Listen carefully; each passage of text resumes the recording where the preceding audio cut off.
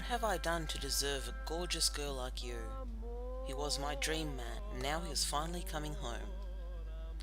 Story provided by Pam from Western Australia. Slumping down in front of my computer, I typed in the words introduction agency. I'd spent the past few months moping about after splitting up with my partner of 5 years. I'd also just been made redundant from my marketing job. I was scrolling through sites when I noticed a dating agency. I'd never used one before, but soon I found myself setting up my own profile. I'm looking for someone genuine and romantic, I wrote. Later that day, I got a message from a man called CJ. You're a stunning beauty, he wrote. My heart skipped a beat. At 60, I couldn't remember the last time anyone had called me stunning. He told me he worked for a telecommunications company, so he hadn't included a profile shot or used his real name in case his client saw it. His name was Romano Monti. I plucked up the courage to ask him for a photo, and he didn't hesitate to send one through. My jaw dropped when I saw him. With dark hair, dark eyes, and a beautiful smile, Romano was my dream. From that moment on, we spent all of our spare time exchanging emails, text messages, and chatting on the phone. Romano lived in East Perth, but had been managing a project in Kenya for 6 months. He was due to return home before Christmas. He was a widower and had a daughter, Diana, 20, who was currently studying and living at his other home in Rome. He sent me text messages morning and night that were loaded with compliments. What have I done to deserve such a gorgeous girl who will be my soulmate, he wrote. He spoiled me with beautiful cards on my birthday and even sent me a handkerchief soaked in his cologne. I couldn't keep the good news to myself. I finally found a man who appreciates me, I told my friend Cleo. But she was skeptical. Then I reminded her of our 3 friends who were couples that had met online and were blissfully happy. She couldn't argue with that. Weeks passed and Romano and I grew closer. Soon it was December and time for him to come home. Diana was flying out to join us as well. This is going to be the best Christmas ever, I told Cleo.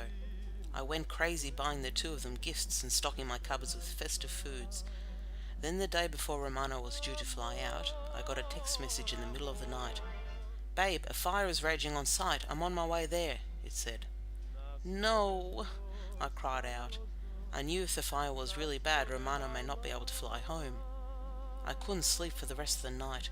I jumped when the phone rang the next morning. 3 telecom panels need replacing, he told me.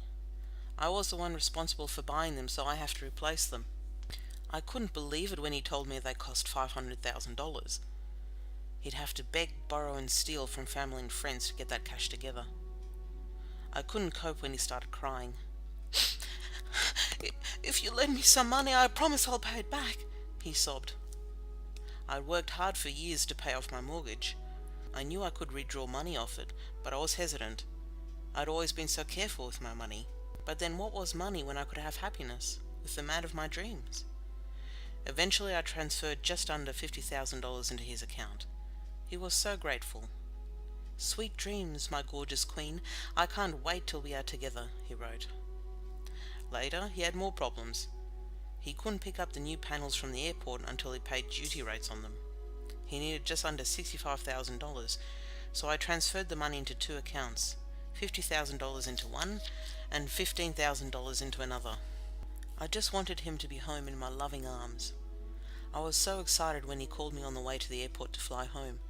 I'm on my way, babe, he said. But just before he was due to board his flight, I got a text. I just got dragged away by the loan shark with the help of some hefty, mean-looking guys, it said. My heart ached when I read they were threatening him. He was being held for ransom for 5 days until he paid them. He called me in a state. Please just pay their demands and save my life, he said. I'm being tortured here. Suddenly, I had a strange feeling something wasn't right. I asked if his kidnappers could send a photo of him as proof, but they refused. I got calls from one of Romano's colleagues asking me to pay the money. I was in 2 minds. What if it was true and my man was being tortured? But I'd already given him more than $100,000. What if this was all a scam? I spent the next few days holed up in my house with a million thoughts racing through my head. When the 5th day arrived, I tried to call Romano, but his phone was turned off. I sent emails, but he didn't respond. I felt my heart begin to crumble as I realized it had all been a big lie. My dreams of spending the last years of my life with someone I truly loved just vanished in an instant. Christmas came and went. I barely left the house. I spent my time crying and thinking how stupid I'd been. I hired a professional investigator to try and find Romano. All he discovered was that he'd given me a false name and false photos. I'd never see my money again. It's been months since the incident, but I still haven't fully recovered. I couldn't leave my house for a long time, and I'm still so embarrassed about it. All I can do now is warn other people never to give a cent to anyone they haven't met. I lost more than $100,000 on the promise of a romantic dream. Don't be fooled like I was.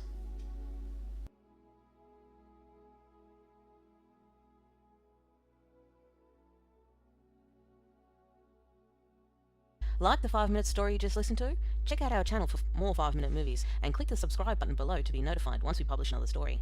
If you'd like to submit a 5-minute story to us, please send us a message through YouTube. If you'd like to stay anonymous, we can change your name for the story, but remember, your story does have to be true. Take care and keep listening.